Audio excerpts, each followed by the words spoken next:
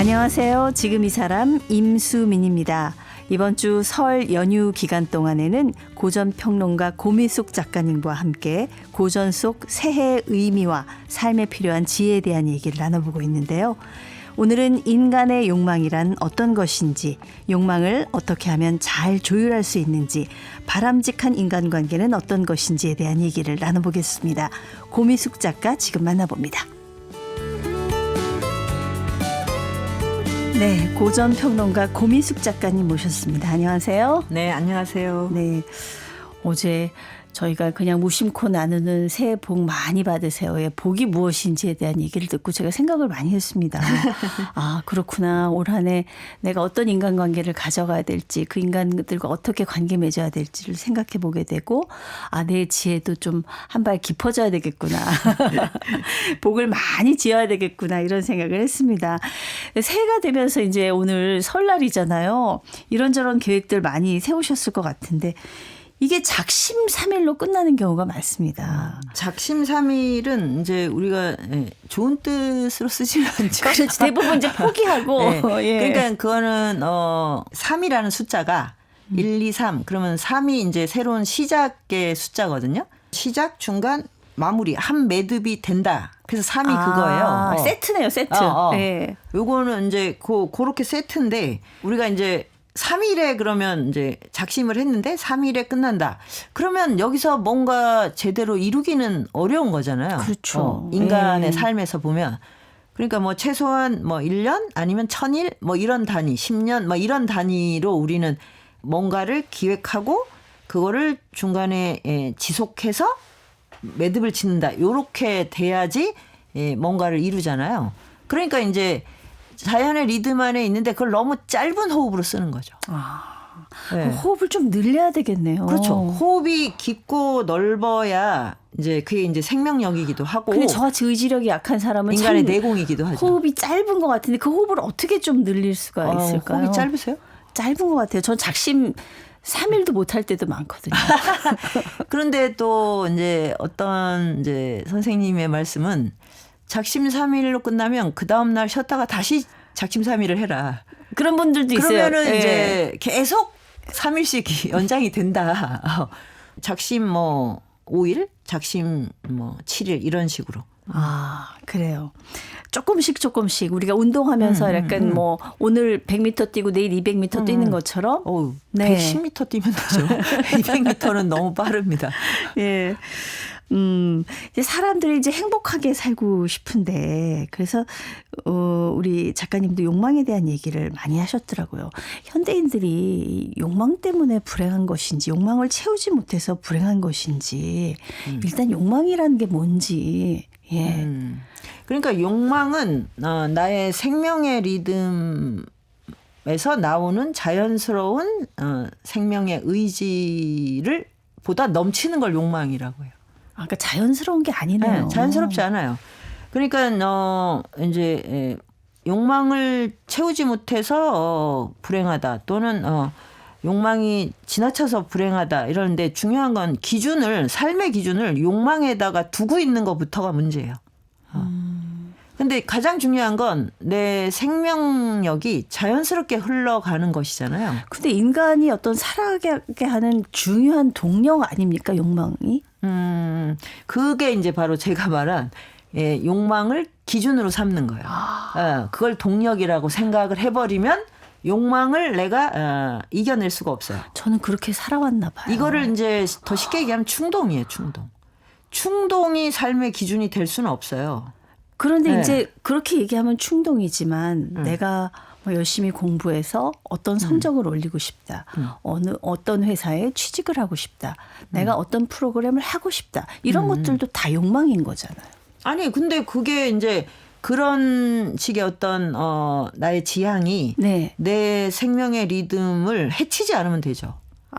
근데 이제 뭐 잠을 안 잔다. 아니면 그걸 위해서 너무 막 과도하게 뭐 술을 마셔야 된다든지 아니면 막 뭐라고 할까 과로를 너무 심하게 해야 된다든지 막 그리고 막 그 생각에서 막 벗어나지를 못한다든지 이렇게 되면 그거는 뭐 내용과 상관없이 그게 아주 좋은 일이라도 그거는 이제 충동이고 욕망이에요. 그러니까 도를 지나치지 않으면 욕망이라고 하지 않는 그렇죠. 다는 뜻이군요. 자연스러운 나의 생명의 표현이죠. 예. 그럼 저는 욕망을 쫓아서 살지는 않았네요. 예. 아니 그러니까 그게 욕망이 무엇인가에 대한 기준이 불분명하면 그렇네요. 굉장히 위축이 되는 거야. 욕망을 추구하면 안 되지 않나? 아무 욕심이 없어야 되나? 그건 절대 아니죠. 뭐 불가에서 얘기하는 뭐 무슨 무소유 완전히 뭐 이런 경지에 내가 이르러야 되나? 무소유는 굉장히 능동적인 의지예요. 그런 그게 아니면 무소유를 할 수가 없습니다. 네. 그렇죠. 무소유를 하는 인간은 없죠. 무소유는 내가 소유할 수 있는데 안 할 수 있어야 돼요. 없어서 저처럼 이제 백수라서 뭐 그거를 욕심낼 건덕지가 없는데 무소유다. 이거는 말이 안 되는 거죠. 네. 그렇군요. 욕망이라는 건 어떤 자신의 처지와 도를 지나쳐서 욕심을 내는 것이다. 예. 억압하지 말고 배치하라. 욕망을 억압하지 말고 조율하라가 맞겠죠. 조율하라. 억압을 해서 되지도 않거니와 이거를 눌러놓으면 반작용으로 더 튀어오르잖아요. 대부분. 그렇죠. 억누르면은 뭐 더 크게 튀어나오죠. 네. 그러니까 이거 자체가 이제 그 욕망의 이제 그 포로가 되는 길이고. 네. 그러니까 이제 내가 뭘 하고 싶다고 할 때 이게 이제 욕망이나 충동으로 치달은지 아닌지를 자기가 관찰할 수 있어야죠. 그러니까 이제 현대인은 뭐 이제 주식 투자나 부동산이나 이런 거를 해서 이제 재물을 일구는데 그때 이제 이 재물을 내가 감당할 수 있는지 없는지를 헤아리질 않아요. 네. 그냥 많으면 좋은 거예요. 그러니까 이거를 내가 감당해낼 수 있는 신체적 역능이 있어야 돼요. 돈을. 근데 이거에 대한 점검이나 통찰이 없이 하면 이제 막 끌려가서 차라리 이제 실패하면 오히려 숨고르기를 할 수 있어요. 돌아볼 수가 있고. 근데 거기서 만약에 대박이 터졌다. 그러면 이제 정말 이제 흉한 일들이 마구 이제 한꺼번에 들어오게 됩니다. 네.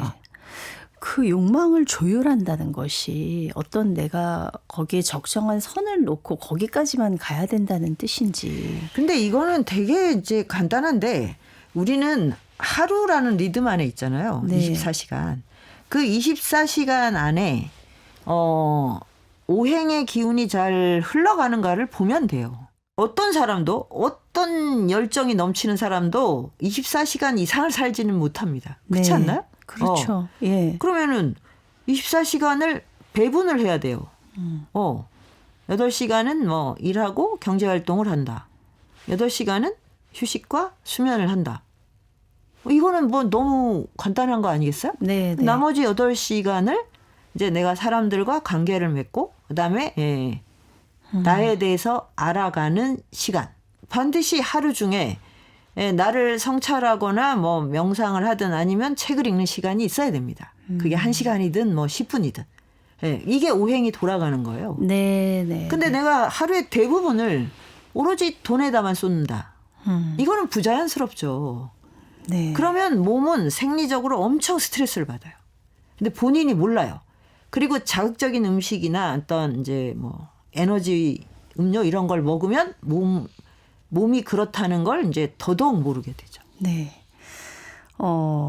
이 사실 현대인이 어떤 돈에 대한 욕심, 돈에 대한 불안 이런 것들은 어마어마한 것 같아요. 요즘 뭐 주식 시장 뭐 막 올라가죠. 부동산 값도 올라간다 그러고 막 이런 와중에 나만 없는 것 같고 이런 불안감들 많이 느끼는데 이런 돈에 대한 불안은 명리학적으로 볼 때도 좀 좋지 않은 기운일 것 같거든요.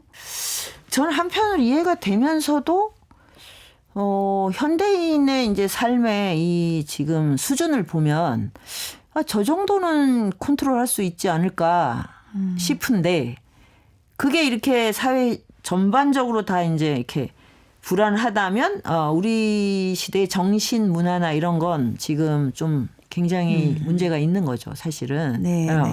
그러니까 내가 지금 내 삶에 유용한 게 쓸 수 있는가 없는가 이걸 봐야 되거든요. 네. 근데 무조건 남이 더 많이 가지고 있으면 불안한 거잖아요. 그렇죠. 내가 조금 상대적으로. 이거는 이제 전적으로 내가 만든 그 망상에 내가 빠지는 거예요.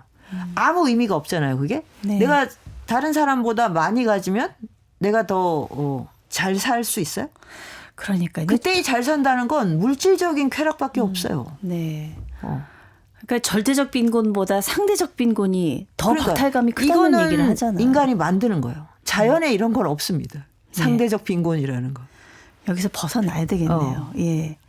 소유보다는 그런 의미에서 순환의 삶을 살라 이렇게 얘기를 하신 게 아닌가 싶은데요. 네. 그러니까 순환하지 않으면 그럼 만약에 현대인들이 돈을 땅에다 묻어놓는다고 생각해 보세요. 그러면 그거는 그냥 흙이 돼서 뭐 썩겠죠. 근데 감정도 순환이 안 되면 다 독이죠. 네. 흘러가야 돼요. 흘러가요. 그러니까 돈을 벌면 이제 써야 되고. 근데 쓰는데 이걸 나의 감각적 쾌락을 위해서만 쓴다. 그러면 요 회로가 딱 결정이 돼버리잖아요. 네네. 그러면 이 결정된 패턴이 내 생리에 그대로 자리를 잡아요. 그러면 이게 질병을 낳겠죠. 그러니까 돈이 세상으로 흘러갈 수 있게 할 자신이 있으면 열심히 버시고 그게 아니면 지금의 나를 잘 돌보시는 게 좋습니다. 네. 일단 1차적으로는 그거여야 돼요.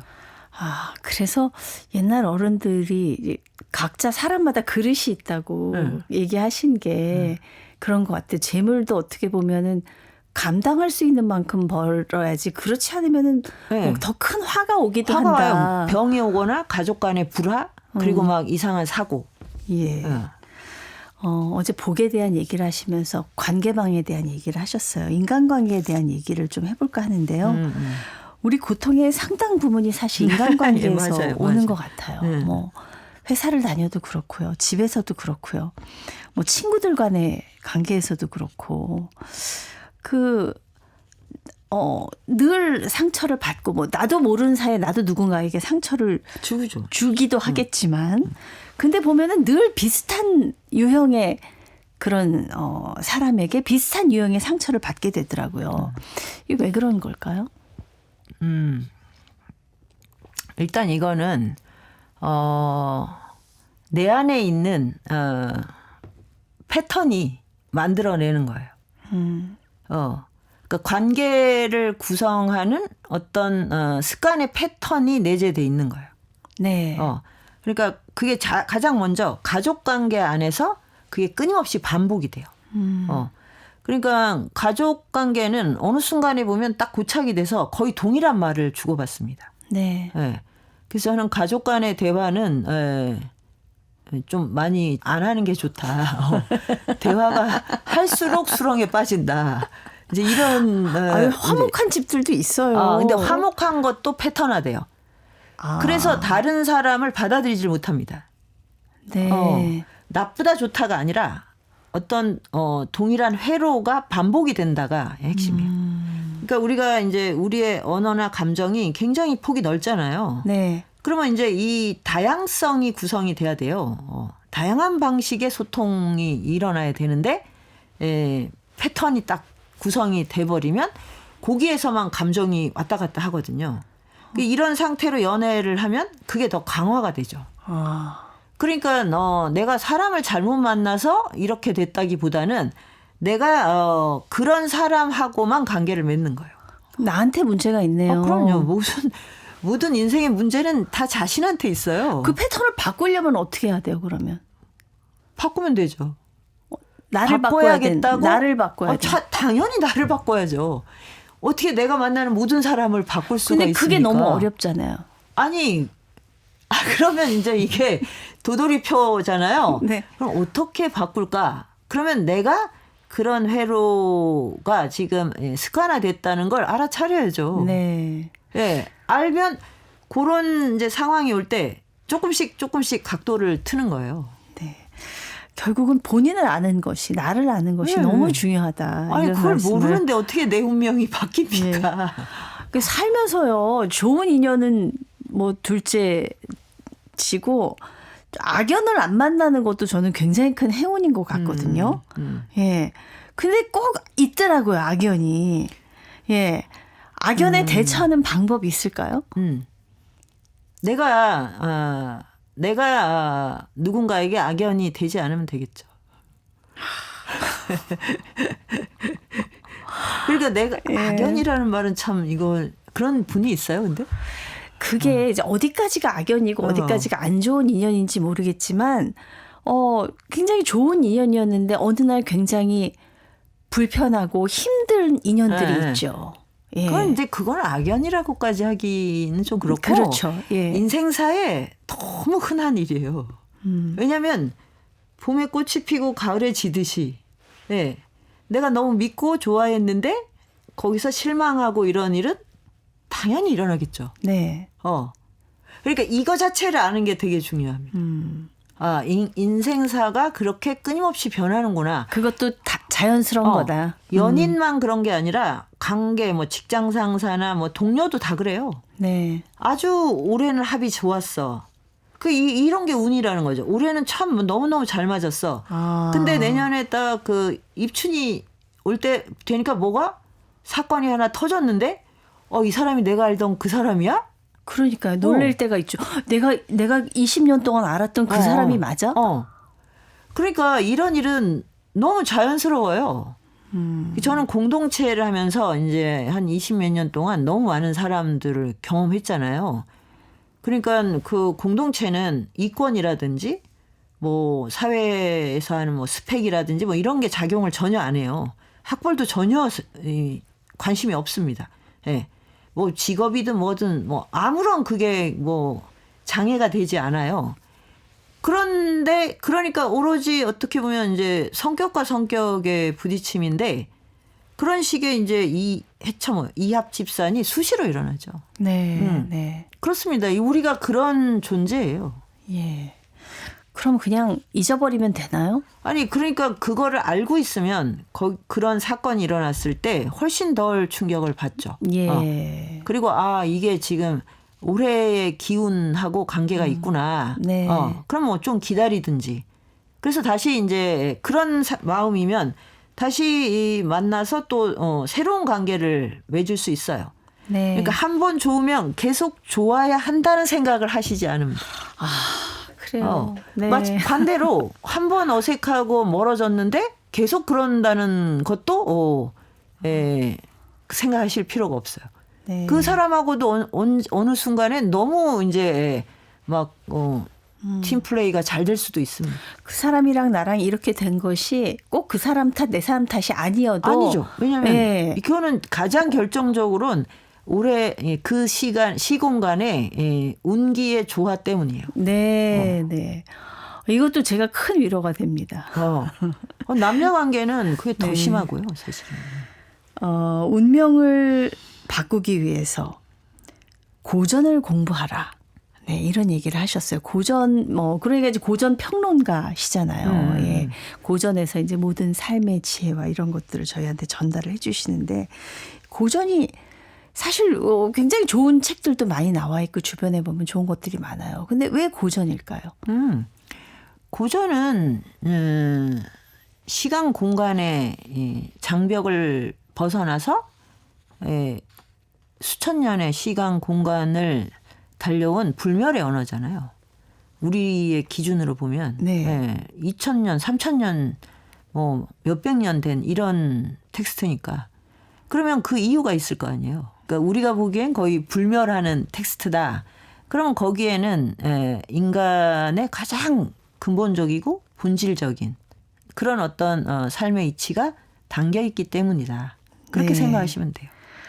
왜 좋은 글을 소리내서 읽고 외고 하는 것이 우리의 운명을 바꾸는데 진짜 도움이 될 수 있을까요? 소리는 파동이니까 이렇게 허공에 이제 이렇게 그 어떤 흐름을 만들 거 아니에요? 네. 그러면 우리는 지금 이제 지금 이 순간의 삶이 좋으려면 이 허공에 기운들이 굉장히 유연하고 부드럽고 경쾌한 리듬이 있어야 우리가 지금 몸이 편안해지잖아요. 네. 그러면 여기에 고전의 소리가 계속 이렇게 파동을 친 거랑 어떤 저주문을 계속 여기에서 누군가 했다고 했을 때랑 이게 동일한 허공이겠어요? 그리고 이제 그 소리는 이제 눈으로 보는 것보다 더 근본적인 게 소리거든요. 우리 안에서 소리가 나올 때 오장육부의 모든 걸 움직여야 돼요. 네, 네. 그래서 소리와 말은 운명에 굉장히 결정적인 그 기능을 역할을 가지고 있습니다. 예. 그러니까 내가 어떤 말을 하느냐, 어떤 소리를 담느냐가 오늘의 내 운명을 결정하는 거예요. 노래도 굉장히 좋겠네요. 근데 노래는 제가 지금 좋은 파동을 날릴 거 아니에요? 근데 예. 너무 슬픈 게 많아요. 그러네요. 예, 슬픈 노래 많죠. 대중가요를 이렇게 들으면 정말 음악성이 너무 뛰어난데 이렇게 인생을 슬프게 해석하는 거를 반복하면 내가 굉장히 감상적 비애에 젖는다고 하나? 이게 패턴화될 수 있어요. 근데 인생은 절대로 그렇지 않거든요. 네. 어떤 괴로움을 겪어도 그렇게 슬프지 않습니다.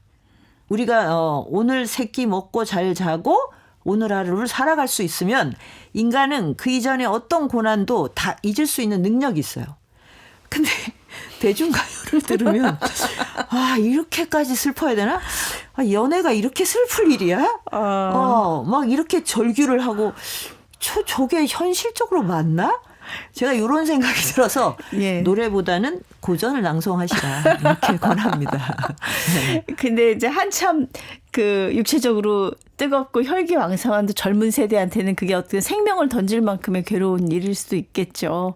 예. 그 연애나 사랑이라는 근데 것이. 연애를 즐기는 게 더 중요하지. 그렇게 슬퍼할 준비를 하면 그럼 슬픈 일이 오겠죠. 그러니까 전 나이를 먹고 보니까는 그렇게까지 난리칠 일이었나 싶은데 그때는 그랬던 것 같아요. 그러니까 그게 이제 그걸 우리가 전문 용어로 망상이라고 합니다. 저희 때는 이제 그 소설책 읽고 막 이런 슬픈 사랑을 해야 막 백혈병도 걸려줘야 되고 진짜 사랑인 것 같고 그래서 막 폐병 걸리려고 애쓰고 막 이랬다는 거 아니에요. 그게 망상이죠. 어떻게 보면 본인이 어떤 만들어 놓은 생각의 시대가 만들어 놓은 거였어요. 그렇죠. 예. 그럴 수 있겠습니다. 이 공부하면은 사실 우리가 지식도 쌓게 되고 지혜도 배우게 됩니다만 지식을 쌓는 공부가 있고 삶을 바꾸는 공부가 있다. 이런 얘기를 하셨더라고요. 이게 다른 겁니까? 공부라는 게? 그렇죠. 지식 정보를 다루는 이제 스펙을 위한 공부가 있고 그다음에 이제 그걸 가지고 사회를 운영하고 이제 사회적 연결망에서 이제 어떤 유익한 일을 할까 이런 건 지성이라고 말을 해요. 지성인이다라고 할 땐 사회적 책임감도 있고 지식을 운용해서 사회를 이롭게 한다. 근데 이제 또 하나가 있어요. 지혜인데 이거는 뭐냐면 인간의 생로병사 특히 죽음에 대한 두려움으로부터 벗어날 수 있는 그런 암. 그거를 이제 지혜라고 하거든요. 네. 인간의 근원적인 공포는 죽음이니까. 죽음과 소멸. 그러니까 이렇게 이제 세 가지의 지식이 있는데 이제 지식만으로는 삶을 바꿀 수가 없죠. 그건 뭐 전문직을 한다든지 정보에서 이제 다른 사람보다 이제 더 우월하다든가 뭐 이런 건데 지금 AI가 나오는 바람에 이제 그게 완전히 무색해져 버린 거예요. 그렇죠. 예. 어떤 전문직도 할 수 없는 그 지식 정보를 AI는 순식간에 만들어내잖아요. 그러면 이제 그거를 가지고 사회를 어떻게 운영을 할까? 그럴 때 이제 지성의 영역이 필요하고 AI가 죽음의 두려움을 벗어나는 길을 알려달라고 하면 이제 거기에 모든 종교적인 텍스트가 들어가 있으니까 해줄 수는 있어요. 근데 나를 깨닫게 할 수는 없어요. 네. 내가 두려움에서 벗어나지는 건 아니잖아요. 그걸 몰라서 지금까지 안 했던 것도 아니에요. 내가 그거를 닦아서 깨달아 가야만 되잖아요. 이건 오로지 나만 할 수 있어요. 네. 이런 걸 이제 지혜라고 하는 거죠. 그럼 지혜에 접속해서 우리가 지혜를 닦아나가면 당연히 운명이 바뀌겠죠. 네. 그러니까 지혜는 사실 공부만으로는 안 되겠네요. 존재를 건 이제 수행이에요. 수행. 그건 공부라기보다 수행이라는 말이 맞아요. 사실 뭐 사주 명리학에 대한 얘기도 저희가 나누고 했습니다만 이제 삶의 지도라는 표현을 하셨어요. 근데 흔히 이제 많은 분들이 이제 팔자라는 얘기를 하잖아요. 팔자. 이 팔자를 바꾸려면 팔자 타령에서 벗어나라 이런 얘기를 하셨던데 이 팔자를 고칠 수가 있는 건지 다시 반복되는 질문입니다만 그 팔자 타령이라는 건 이제 내 팔자는 일단 너무 기구하다. 뭐 자기가 너무 행복해서 팔자 타령하시는 분은 없을 거고. 네. 그러면 이제 그 팔자를 벗어나고 싶다 이런 거잖아요. 그러면 벗어나려면 뭐 그거를 주술사를 찾아가거나 무당을 찾아가서 되는 건 아니고요. 자기가 이제 바꿔야 되는데 그럼 뭘 바꾸냐? 그럼 아주 일상적인 걸 바꾸면 돼요. 일단 내가 너무 집이 어질러져 있다. 그걸 치우시면 되고 그다음에 쓰지 않는 물건이 너무 많다. 버리시면 되고요. 그건 어렵지 않지 않나요? 그것만으로 팔자를 바꿀 수 있다. 그럼요. 거기서 시작을 하는 거죠. 그리고 내가 너무 몸에 이롭지 않은데 너무 많이 먹는다. 이거를 이제 안 하시. 여기서부터 조금 어렵죠? 제가 그런 얘기를 예전에 들은 적이 있어요. 밥이 정말 맛있는데 내가 정말 한 숟가락 딱 더 먹고 싶은데 그 한 숟가락을 딱 놓을 수 있으면 그걸 매일 할 수 있으면 네 팔자를 바꿀 수 있다. 맞아요. 그래서 제가 진짜 그랬는데 그게 되게 어려운 일이더라고요. 엄청 어렵습니다. 예. 네. 그거는 부처님의 다이어트 비법에도 딱 한 숟갈을 덜 먹는 거예요. 그렇게 해서 어떤 왕의 비만을 고쳐주는 그 이야기도 있어요. 예. 그러니까 딱 그리고 오늘 내가 하는 말을 녹음을 해보세요. 한번. 요새 녹음이 너무 쉬우니까. 그래서 그 말 중에 정말 선하고 지혜로운 말이 한마디라도 있었나? 그게 없었다면 그거를 이제 해야 되잖아요. 네. 그러면 이제 어떻게 갑자기 해요? 그러면 고전 낭송을 하시면 돼요. 너무 쉽지 않습니까? 예. 팔자를 바꾸는 게 대단한 일이 아니라 그냥 그러니까 제발 내 어디 일상을 바꿔라. 뭐 무당이나 주술사 찾아가서 해달라고 하지 마세요. 그분들이 할 수 있으면 그분들 팔자부터 바꾸겠죠. 예. 그 원리상 맞지가 않잖아요. 네. 작은 것부터 오늘 하나 정해가지고 저 뭐 집안 정리부터 무조건 비워야 됩니다. 시작을 한번 해보도록 하겠습니다. 오늘 말씀 감사드리고요. 우리 고미숙 작가님은 어떻게 어린 시절 보내셨는지 궁금합니다. 그 얘기 좀 내일 좀 해주세요. 네. 감사합니다. 네, 감사합니다. 네. 자, 설을 맞아서 설 명절 고전 속 새 의미 또 삶을 대하는 지혜에 대한 얘기 고전 인문학자인 고미숙 작가님과 말씀 나눴습니다. 아나운서 임수민이었습니다.